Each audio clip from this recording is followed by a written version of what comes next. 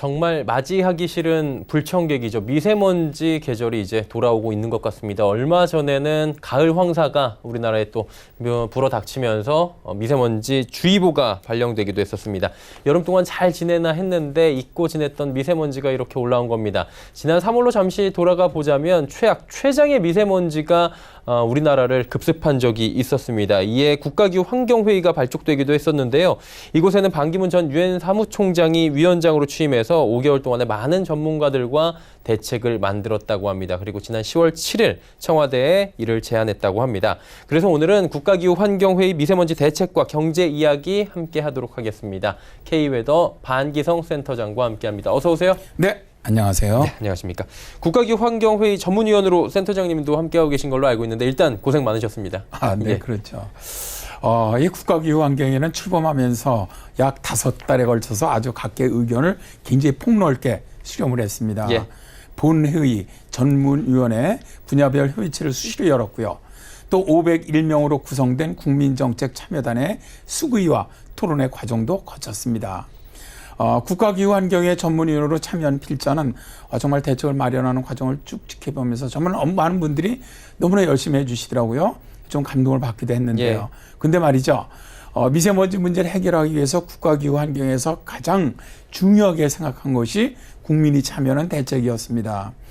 국민의 지혜를 모아서 미세먼지 대책을 마련하겠다는 건데요. 그래서 국민이 스스로 정책을 수립하는 상향식 정책 결정 방식을 채택을 했고요. 2번의 국민 대토론회 또 3번의 권역별 국민정책 참여단 회의가 그것이고요. 또한 국민들로부터 아주 다양한 제안을 받기 위해서 문을 활짝 열었습니다. 예, 많은 분들이 또 노력을 해주신 게 느껴지는데 그렇다면 간략하게 말해서 이번에 만들어진 대책은 무엇입니까? 일단 올해의 대책은 단기 대책으로 겨울부터 내년 봄까지예요. 미세먼지를 저감하는 대책인데요. 내년부터는 중장기적인 대책을 만들게 되죠. 예. 국가기후 환경에는 일단 올 겨울부터 내년 봄까지 국내에서 배출되는 미세먼지를 20% 줄이겠다는 아주 과감한 목표를 세웠습니다.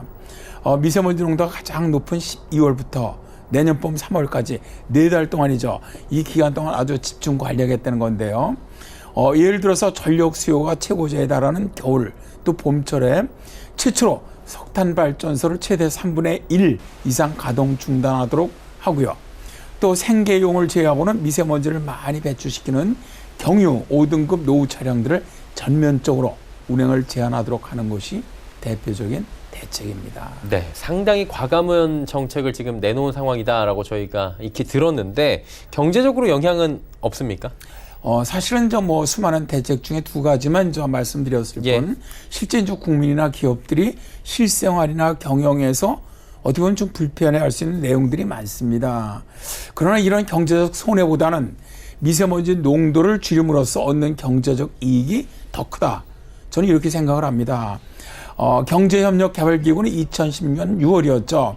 대기 오염을 방치할 경우에 발생하는 장기적인 경제적, 사회적 비용을 실외 대기 오염의 경제적 결과라는 보고서를 통해 발표를 했었는데요. 경제협력개발기구는 한국에서 대기 오염으로 인한 의료비 증가, 또 질환 발생 등으로 노동 생산성이 떨어지는 등 직접적인 경제적 손실이 2060년에는 1인당 연간 $500, 사회 전체로는 23조 원이 발생할 것으로 추정을 했습니다. 또한 2060년에 대기 오염으로 인한 한국의 조기 사망률이 34개 OECD 회원국 가운데 1위가 될 것이다. 이렇게 주장을 했는데요. 이럴 경우 2010년에 비해서 조기 사망자 수가 거의 3배 정도 높아질 것으로 경고를 했습니다. 100만 명당 1,109명이 되니까 우리나라 인구를 5천만 명으로 본다면 매년 5만 5천 명 정도가 조기 사망한다는 것이죠. 이렇게 많은 인구가 조기 사망률로 사망을 하게 된다면 경제적 피해도 자연스럽게 늘어나는 거 아니겠습니까? 그렇죠. 경제협력개발기구는 대기 오염으로 입게 될 노동 생산성 저하 등 경제적인 피해가 이 OECD 회원국 중 우리나라가 가장 클 것이다. 이렇게 전망을 했는데요. 당연히 조기 사망률이 높다는 것은 그만큼 질병이 증가하고 또 노동 생산성은 떨어진다는 의미거든요.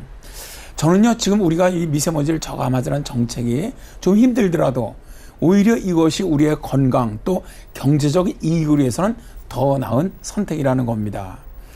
국민 여러분께서 국가기후환경회의가 제안한 미세먼지 저감 대책을 이해해 주시고 좀 적극적으로 동참해 주셨으면 합니다.